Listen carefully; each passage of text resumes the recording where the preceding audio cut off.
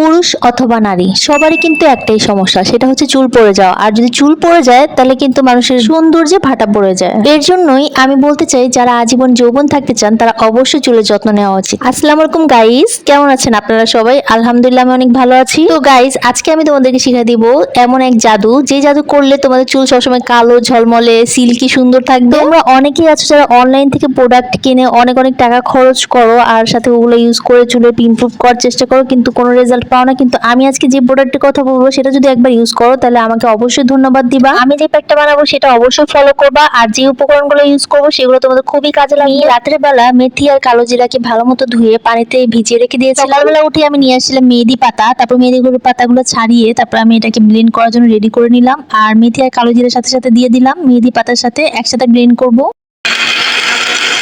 Just blend করা হয়ে গেলে এটার সাথে আমি ভিঙ্গরাজের গুঁড়া মিক্স করব, যা চুলকে কালো করতে সাহায্য করে। চুল অকালে পেকে যাচ্ছে তারা কিন্তু অবশ্যই ভিঙ্গরাজের গুঁড়া পানি দিয়ে মিক্স করে তারপর গোসলের আগে ইউজ করবে, তাহলে দেখবে চুল পাকার রোধ হবে, চুলগুলো কালো হয়ে আসবে আস্তে আস্তে। আর যাদের চুলে আগা ফেটে যাচ্ছে তাদের জন্য রিঠা হচ্ছে কি চুলে আগা ফাটা রোধ করে। শিকাকারি হচ্ছে শ্যাম্পুর বিকল্প হিসেবে কাজ করে, মানে চুল পরিষ্কার রাখতে সাহায্য করে। তারপর দিয়ে দিলাম আমলকি, যা আমাদের চুল গজাতেও চুল মজবুত করতে সাহায্য করে। নেক্সট আমি দিয়ে দিব ডিম আমাদের চুলে প্রোটিন যোগায় এবং স্বাস্থ্য উজ্জ্বল করে। ডিমের গন্ধ সহ্য করতে পারে না তারা একটু লেবু দিয়ে দিবা, লেবু দিলে কিন্তু ডিমের গন্ধটা আসে না, সাথে মেহেদি কালারটা লাল হয়, সুন্দর হয়। Now my hair pack is ready.